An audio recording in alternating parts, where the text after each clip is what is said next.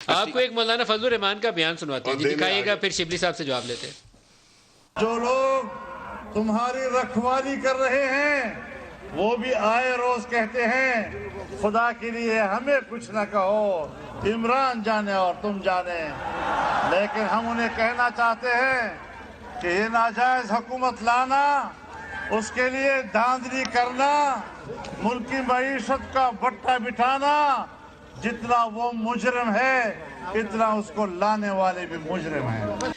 شبلی صاحب، یہ نون والے مسلسل بات کہہ رہے ہیں کہ ہمیں پیغام شام آ رہے ہیں کہ ان کو ٹارگٹ نہ کیا جائے، آج مولانا صاحب نے وہ بات کہہ دی ہے۔ دیکھیں، یہ تو کچھ تو کہیں گے نا، جس طرح کہ ان کی ہزیمت ہوئی ہے مختلف شہروں میں، مختلف جلسوں میں، لاہور جی کہ ہمارا لاہور پتہ نہیں کیا ہے، ہماری 10-11 سیٹیں ہیں صرف لاہور سے، ہم تو جو ہے تو اس کو بھر دیں گے مینار پاکستان کو، اور ادھر لوگوں کا ایک سیلاب ہوگا۔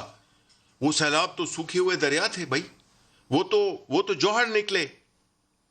آپ جا رہے ہیں، آپ بات کر رہے ہیں، اور ان کو جنہوں نے جن کی آپ تقریر سنا رہے تھے، پیغام گیا کوئی ان کو، یا دیکھیں مریم نواز کو، یا مولانا فضل یہ الرحمان؟ اپنے آپ کو اہمیت دینے کے لیے ایک تو پہلے یہ کلیئر کر دیں نا، آپ کے کسی وزیر نے ایک رابطہ بات کیا؟ تو کلیئر کر دیں کہ یہ جو اداروں کے خلاف ان کی جو لیڈرشپ، نواز شریف جو بیانیہ دے رہے ہیں، مولانا نے اس بھی پہ اپنی یہ اداروں قائم کی ہے۔ طرف اشارہ کیا۔ کس کی طرف؟ مولانا نے بھی اداروں کی طرف اشارہ کیا۔ مولانا نے اور کیا انہوں نے کرنا کہا ہے ان کو لانے والوں سے، اس نے کیا کرنا ہے؟ سیاسی طور پہ وہ ارریلیونٹ ہو چکے ہیں، ان کی سیاست خیبر پختونخوا میں پاکستان تحریک انصاف نے دفن کر دی ہے۔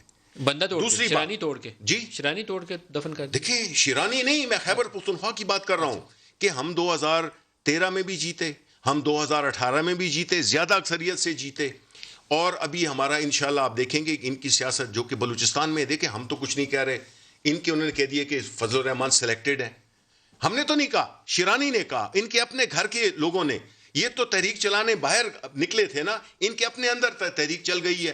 اور مولانا فضل الرحمان یہ وہ شخص ہیں، آپ مجھے بتائیں ندیم کہ کون شخص ہے ادھر، آپ نے بھی اسلامک ہسٹری پڑھی ہوئی ہے، اور ہم نے ہمارے جو وہ تھے خلفائے راشدین تھے، کسی نے یہ دعویٰ کیا کہ میں خود یہ اعلان کرتا ہوں، خود یہ فتویٰ دیتا ہوں کہ میں صادق اور امین ہوں؟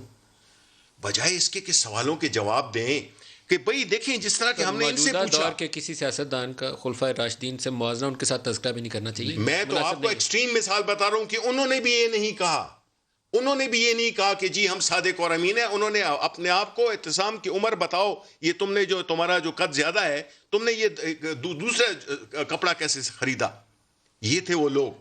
ہمارے تو مشعل راہ وہ ہے نا، اور ایک شخص ہے جو کہ سیاسی ایک مذہبی چادر اوڑھ کے سیاست کرتا ہے، وہ اپنے آپ کو صادق اور امین کر رہا ہے، یعنی کہ قانون ان کے لیے کوئی اہم نہیں ہے، اس لیے کہ وہ انہوں نے اسلام کا نبھادا اڑا ہوا ہے، اس لیے کہ وہ اسلام کو سیاست کے لیے استعمال کر رہے ہیں۔ دوسری بات مجھے یہ بتائیں کہ یہ جو مولانا شیرانی، حافظ حسین احمد، جتنے ان کے اہم لیڈر ہیں، نصیب اللہ، مولانا نصیب اللہ، آخر جو یہ بات کر رہے ہیں، یہ ان کے سینئر ترین لیڈر ہیں، یہ کوئی کل کے آئے ہوئے نہیں ہے، کسی اور پارٹی سے آئے ہوئے، ان کی عمریں گزر گئی ہیں۔